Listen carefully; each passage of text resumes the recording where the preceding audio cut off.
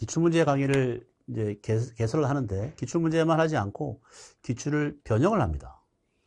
그리고 거기에 심화 내용을 덧붙일 거예요. 그래서 주는 기출에 대한 거를 분석해 보겠다. 요거. 기출이 중요한 이유는 우리 시험을 이렇게 들여다보면 매년 출제되는 걸 보면 올해 나왔지만 작년 나온 경우도 굉장히 많고 어떤 하나의 파트에 문제가 집중되어 있는 경우가 되게 많아요.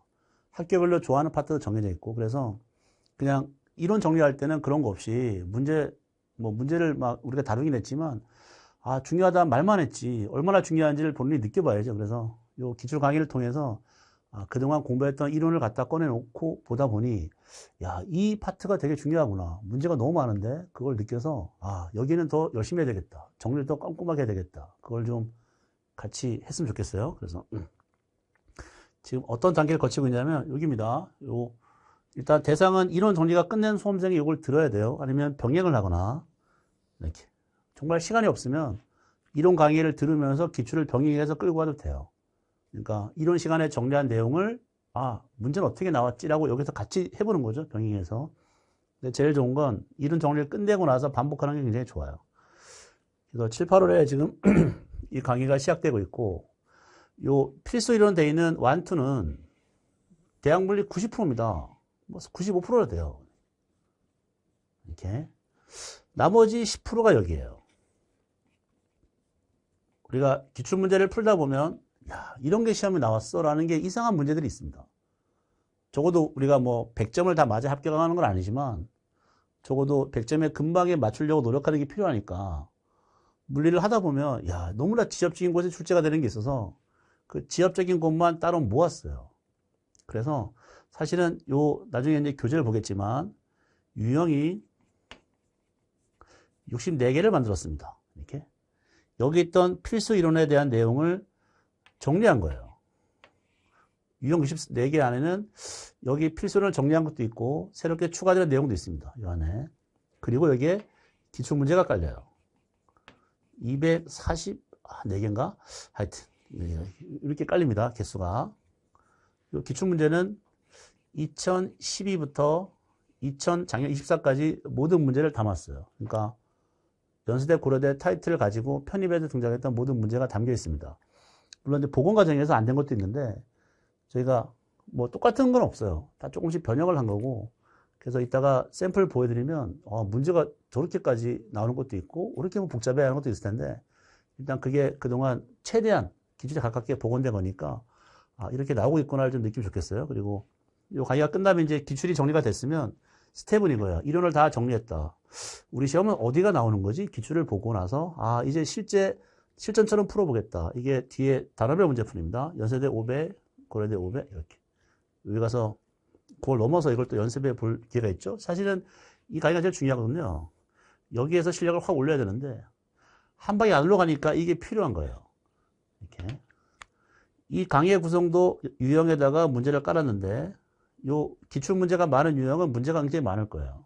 500지 안에도 엄청나게 들어가 있는 파트가 기출이 잘 되는 파트입니다. 그래서 이걸 잘하려면 여기 필요하고 여기 필요하긴 하죠. 이게 단계가 필요하긴 해. 근데 저희는 지금 이 단계에 와 있다. 이론을 정리하고 본격 문제를 풀기 전에 어떤 문제가 나왔는지를 한번 검토해 보겠다. 요거. 자, 강의는 유형을 정리했습니다. 64개로. 이렇게. 그 다음에 여기에 필요한 추가 개념을 정리했어요. 이렇게. 그리고 복습을 하는 게 필요한데, 요거. 그동안 배웠던 이론을 복습하는 과정이 필요한데, 워크북 있잖아요. 워크북 위주로 복습하는 게 제일 좋아요. 그냥 단편적인 이론을 정리하는 것보다 그 이론적인 내용을 문제 속에도 적용하는 거죠. 그래서 여기 필수 이론 1, 2에 있는 워크북을 여러분들 풀었으면 다시 한번 풀어보는 게 좋아요. 그리고 이거 계속 오픈북입니다. 이렇게. 오픈북으로 뭐 하냐면 계속 정리하다 보니 이제 계속 많이 보게 되잖아요. 오픈북은. 보다 보면 반복되는 식이 등장할 거예요. 누가 봐도 반복되는 식이 슬슬 암기가 돼 있을 겁니다. 이렇게. 그러니까 처음에는 이걸 암기하려고 하는 건 아니지만 너무 자주 들여다보다 보니 암기가 된 거. 이게 제일 좋은 공부 방향이에요. 그래서 이론은 굉장히 많은데 이론적인 내용을 다 머릿속에 넣으려고 하는 것보다 정리를 잘 해놓고 그걸 반복해서 보자. 그러면 흐름이나 식이 머릿속에 정리가 될 텐데 나중에 암기가 됩니다. 이렇게. 그래서 우리 문제를 풀기 전에 요 유형에 대한 것도 있고 그동안 했던 걸 다 정리하고 들어와야 돼요. 수업 들어오기 전에. 그러니까 강의가 새로 시작되면 앞전의 강의를 다 복습하면서 이걸 끌고 가야죠. 그래야 효과가 있어요. 그다음 모든 기출문제는 회차별로 12개, 13개를 풀 겁니다. 이렇게. 저희가 18회차를 진행될 텐데, 그러니까 한 회차에 12개, 13개 정도를 풀려고 할 거고, 그 다음, 이따 보겠지만, 기출이 변형이 추가가 되게 많아요. 물리가 그런 게 있어요. 예? 이렇게 물체가 날아가다 떨어진대요. 그래서, 자, 올해는 여기 시간을 물어봅니다.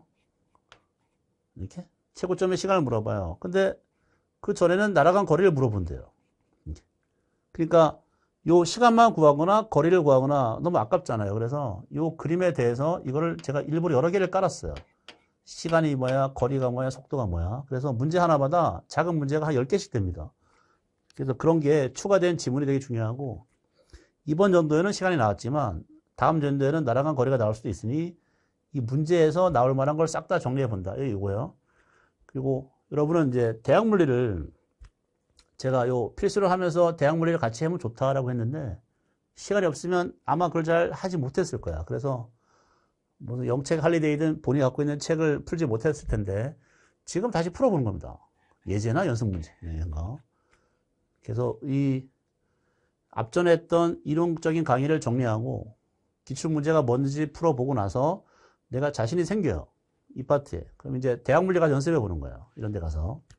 그리고 이 모든 걸 한 다음에 시험을 보는데 중요한 건 이 앞에 이론에서 보는 시험과 다릅니다. 수업 전에 20분 동안 시험을 보고 원래 제 의도가 이론 강의는 이렇게 하고 일주일 뒤에 시험 본단 말이에요.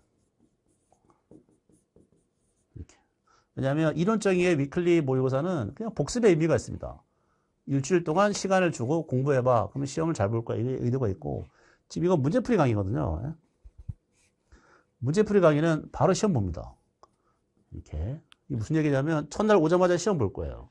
지난주가 없어요. 그냥 이번 주부터 시험 보고 들어가요. 그래서 수업 전에 시험 보고 그리고 수업은 요 유형 설명하고 그 다음에 기출문제 풀고 남는 시간에 이 모의고사를 설명할 거예요. 다시 이렇게. 그런 식으로 진행을 해본다. 그래서 첫날 해보면 어떻게 진행될지 알 테니까 잘 보시고 여기 또 마찬가지 80 이상을 맞추려고 노력하는 거 이런 거 잘 따라 보세요. 자, 근데 이 기출부터 이제 문제풀이 강의이기 때문에 문제 해결 과정을 연습한다는 걸로 딱 이걸 개념을 잡고 자 모의고사를 준비해 오는 게 필요합니다. 여러분들 이렇게 이 기출 문제만 하지 않고 기출 문제와 비슷한 범위의 시험을 본단 말이에요. 오자마자 그러면 이 시험을 제대로 보려면 그동안 했던 이론이나 워크북이나 이걸 복습해야죠. 예? 그리고 12개, 13개를 미리 풀어야 됩니다. 시간 5분 딱 재고. 이렇게. 모의고사를 준비한다는 생각으로 들어와야 돼요. 이렇게. 그러니까 이를테면 첫날 딱 가보면 운동 파트에 대한 뭐 운동의 기초, 그다음 중력장 운동, 충돌, 공기장 있잖아요. 여기에 대한 문제가 나올 거예요.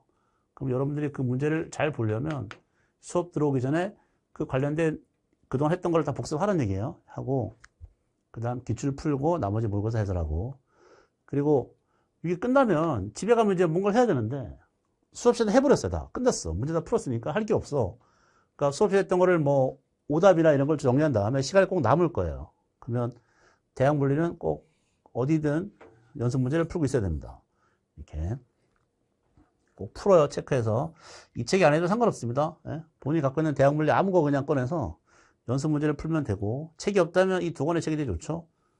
굳이 한 권의 책은 할 일을 보면 좋아요. 이렇게. 그래서 수업 전에 시험 준비하고 수업이 끝나고 나선 관련된 거 가볍게 오답 정리한 다음에 대학 물리를 연습한다. 이렇게 되면 실력이 확 올라갈 겁니다. 자, 그리고 이제 교재에 대한 안내 좀 볼게요. 그러니까 유형을 이렇게 정리한 게 짧게 정리합니다. 전이 파트라고 하는 점조나 전이, 점도 여러 개 전이 이렇게 수업 시간에 한 내용 그대로 제가 딱딱딱 필요한 것만 정리했어요. 그림과 시, 그림과 시. 이렇게. 중간 과정이 생략되어 있는데 이 중간 과정은 이론에 했던 거를 가서 참고하면 되고 적어도 여기 등장하는 식을 가지고 문제를 풀 거예요. 이렇게. 자, 왼쪽에는 실제 문제입니다. 21년 연수대 문제인데, 여기. 지금 보면 여기가 기출이에요. 2번. 기울어진 전기쌍극자 모멘트가 받는 토크를 구해라. 이렇게. 이게 실제 기출이고, 얘가 받는 토크만 하면 좀 아깝잖아요, 문제가. 그래서 저는 여기 보면 1번, 뭐, 전기장도 구하고, 여기 3번, 각가속도 구하고, 각 진동수, 에너지, 이렇게. 그러니까 이런 그림에 나올 수 있는 걸 전부를 여기다 포함시켰습니다. 여러분 공부할 땐 기출에 있는 것만 하면 안 되고, 여기 있는 모든 지문을 다 확인해야 돼요, 이렇게. 다음에는 제가 여기 앞에 걸 안 보여드렸는데, 요 100번, 99, 98번은 이 전기쌍극자 문제가 많단 말이에요. 연세대가 좋아하니까. 근데 이런 지문이 다 있습니다, 안에. 문제들로 이렇게. 그래서, 하여튼 이 기출만 하지 않고 추가된 지문을 잘 보고 연습하면 실력은 요 파트에 대한 걸 확 올리겠죠. 그래서. 이 기출을 제가 생각할 때 제일 중요한 강의이기 때문에 잘 따라 보시고 그동안 실력이 올라가지 않았다면 이 기회를 확 올리는 그런 기회를 만드세요. 열심히 해봅시다. 네.